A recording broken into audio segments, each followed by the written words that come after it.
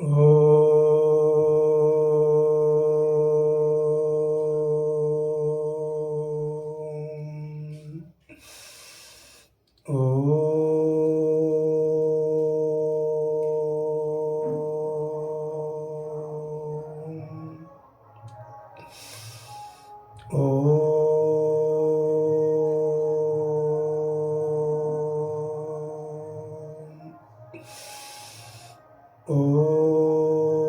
भूर्भुवः स्वः तत्सवितुर्वरेण्यं भर्गो देवस्य धीमहि धियो यो नः प्रचोदयात्।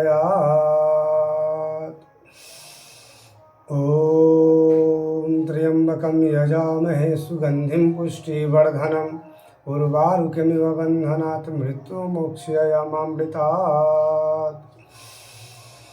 ॐ सहना भवतु सहनौ भुनक्तु सह वीर्यं करवावहै तेजस्विनावधीतमस्तु मा विद्विषावहै।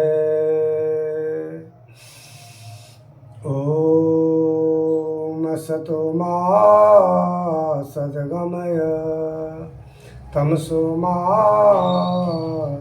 ज्योतिर्गमय मृत्युरमा अमृतं गमय। ओम शांति शांति शांति। आँखों को खोलने से पहले दोनों हथेलियों को गर्म करें और गर्म हथेलियों से आँखों और चेहरे की मालिश करके तब आँखों को खोलेंगे। आइए करें योग रहे निरोग में। प्राणायाम करने से, आसन करने से पहले क्या करना चाहिए, इन बातों का ध्यान रहना चाहिए। तो प्राणायाम और आसन शुरू करने के पहले हाथ और पैरों का सूक्ष्म व्यायाम जरूर करना चाहिए, जिससे कि हाथ पैर पूर्ण रूप से फ्री हो जाए। जैसे ये देखिए, ऐसे अभी हाथों में जिनको कंपन है, कंबवात है, दर्द है, या पैरालिसिस के पेशेंट है, या जिनके केहनियों में हाथों में दर्द रहता है, उनके लिए लाभकारी सिद्ध होगा ये हाथों का सूक्ष्म व्यायाम। और फिर गोल गोल घुमाएंगे इस तरह से, और फिर उल्टा भी, और फिर इस तरह से, और फिर दोनों हाथों को ऊपर सीधा ले जाएंगे। सीधा कैसे समझ में आएगा, कान में हाथ सट जाए तो समझ लो कि सीधा है। पूरा हाथ सीधा ले जाएंगे। फिर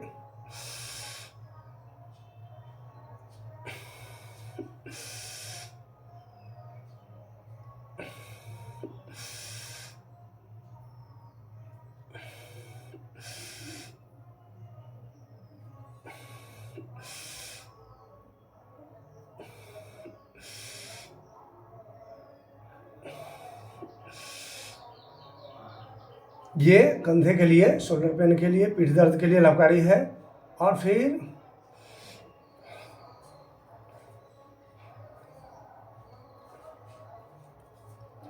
उल्टा भी चलाएंगे।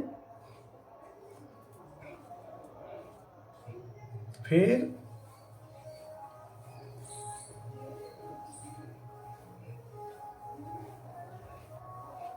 और फिर ऐसे ऐसे चलाएंगे। फिर उल्टा भी चलाएंगे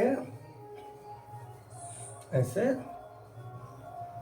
इस तरह से बारी बारी से पूरे शरीर के अंगों को व्यायाम देना है। और इस तरह से फिर पैरों का सूक्ष्म व्यायाम, पैरों का सूक्ष्म व्यायाम। देखिए, पहले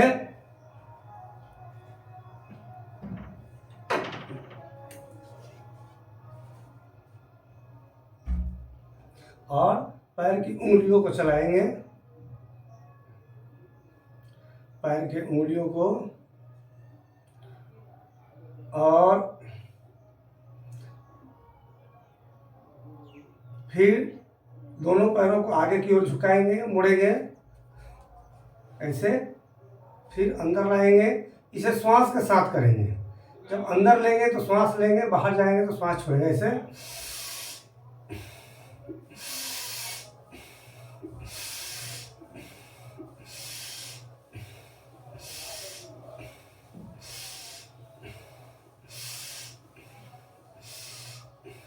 इस तरह से फिर पैरों में थोड़ा दूरी बढ़ा लेंगे और गोल गोल घुमाएंगे। ऐसे ये पैरों का सूक्ष्म व्यायाम है। जिनको पैरों में दर्द है, साइटिका है, घुटने में दर्द है, लकवा के पेशेंट हैं, उनके लिए लाभकारी है। पोलियो वाले के लिए लाभकारी है। जिनको पैरों से चला नहीं जाता, पैरों में दर्द रहता है, पैरों में किसी प्रकार का समस्या है, तो ये सूक्ष्म व्यायाम करना चाहिए। और इस तरह से फिर दोनों पैरों को मिला के गोल गोल घुमाएं। इस तरह से फिर उल्टा भी चलाएं और फिर पैरों को आपस में टकराएं और फिर एड़ियों को घसें इस तरह से और फिर आराम से पैरों को आपस में मिला लें। ऐसे इस तरह से और आराम आराम से चलाएं। इससे बवासीर के रोगियों को फ़ायदा होता है, महिलाओं को पीरियड में फ़ायदा होता है, फिर से पैर लचीला होता है और शरीर आपका लचीला रहेगा, जो भी अंग वो बीमार नहीं पड़ेगा। इस तरह से और फिर थोड़ा सा गति बढ़ाना चाहिए।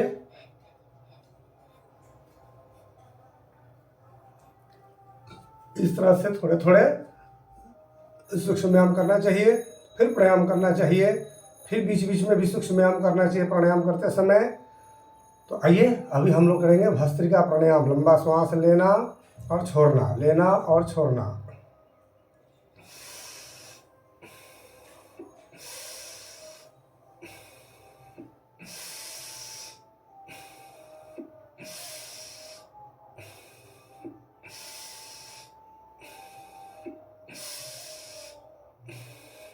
इस तरह से लंबा सांस लेना और छोड़ना और फिर आगे लंबा सांस लेंगे, छोड़ेंगे। भस्त्रिका प्राणायाम इसका नाम है। इस प्राणायाम को करने से सांस के रोग, दमा के रोग, अस्थमा के रोग, साइनस के रोग, वे सब ठीक होते हैं। साथ ही जिनको ऑक्सीजन का लेवल कम रहता है उनके लिए लाभकारी है। फेफड़े के श्वसन तंत्र के रोगों के लिए अति लाभकारी है। चेहरे पर कीड़, मुहासे, दाग धब्बे होते हैं, उनके लिए लाभकारी है भस्त्रिका प्राणायाम। तो भस्त्रिका प्राणायाम कीजिए। लंबे श्वास लेना है, छोड़ना है।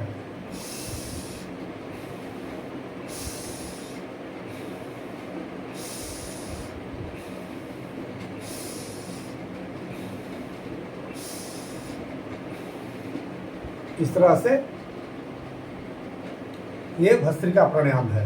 और मैंने कहा था कि प्राणायाम करने से पहले क्या करना चाहिए, तो हाथ और पैरों का सूक्ष्म व्यायाम करना चाहिए। और हाथ पैरों का सूक्ष्म व्यायाम करके भी आप भस्त्रिका करो, कपालभाति करो, अनुलोम विलोम करो, चाहे जो भी करो, इस तरह से आप कर सकते हैं।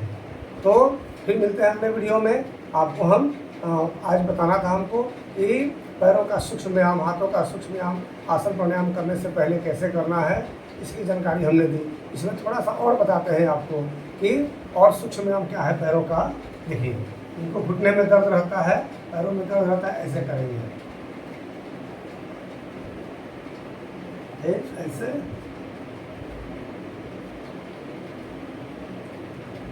इस तरह से